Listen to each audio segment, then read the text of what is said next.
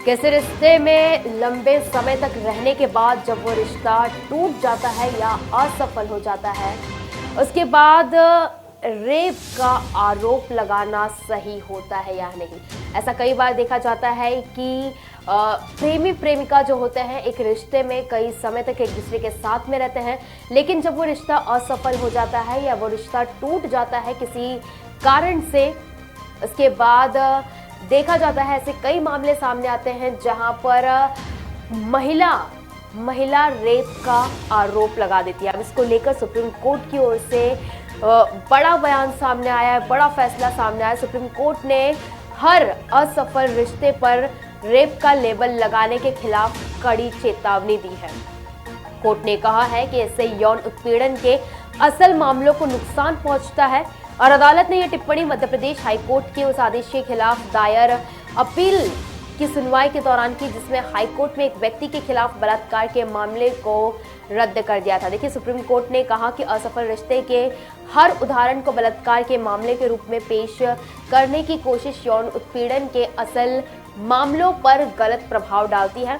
साथ ही अदालत ने कहा कि जो कपल सहमति से शारीरिक संबंध बनाना चाहते हैं उन्हें भी तैयार रहना चाहिए, क्योंकि हो सकता है कि उनकी शादी ना हो पाए। यानी कि कई बार देखा जाता है कि जो प्रेमी प्रेमिका होते हैं एक रिश्ते में साल तक रहते हैं, 1 साल, 2 साल, 3, 4 साल, और उनके बीच शारीरिक संबंध होने के बाद जब वो रिश्ता अगर किसी कारण टूट जाता है तो महिला होती है वो आरोप लगा देती है और उसके बाद ये मामला काफ़ी दूर तक चला जाता है।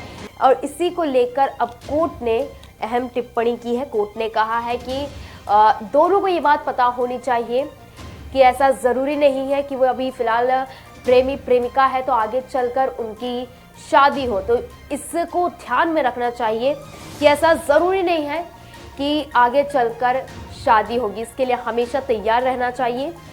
साथ ही साथ ये भी कहा है कि या तो आप पारंपरिक तरीके से जिंदगी गुजारें या फिर जीवन जीने के अपने तरीके चुनें। बड़े शहरों में कई युवा बाद वाले विकल्प को चुन रहे हैं और ऐसे में जब आप अपने मुताबिक जिंदगी गुजारना चाहते हैं तो आपको सभी संभावित परिणामों का सामना करने के लिए तैयार रहना चाहिए। देखिए, 18 अप्रैल के मध्य प्रदेश हाईकोर्ट के उस आदेश के खिलाफ दायर अपील पर सुनवाई करते हुए जहां एक व्यक्ति के खिलाफ बलात्कार के मामले को रद्द कर दिया था।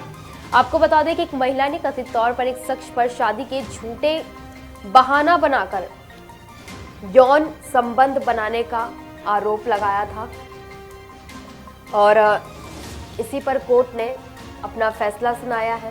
कोर्ट ने कहा है कि ऐसे कई जो मामले देखे जाते हैं और इन मामलों में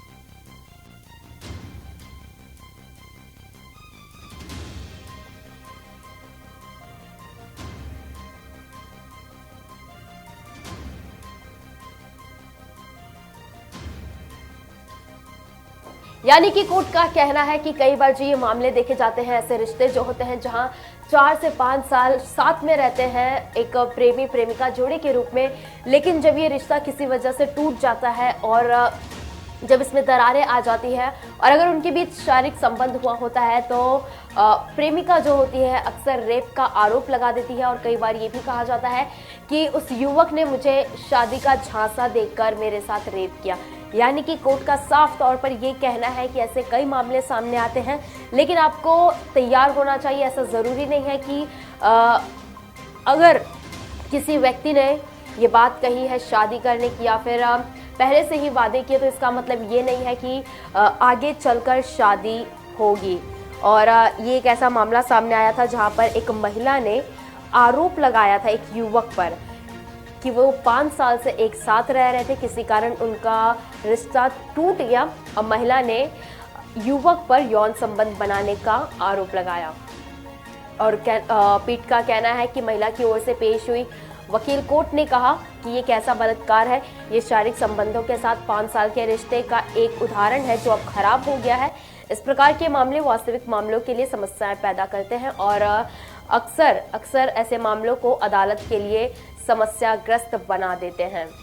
साथ ही साथ इस पर वकील ने तर्क दिया कि मामले को तथ्यों से बलात्कार का आरोप बनता है, क्योंकि लगभग 5 साल तक उसके साथ शारीरिक संबंध रखने के बावजूद आदमी ने उससे शादी करने से इनकार कर दिया।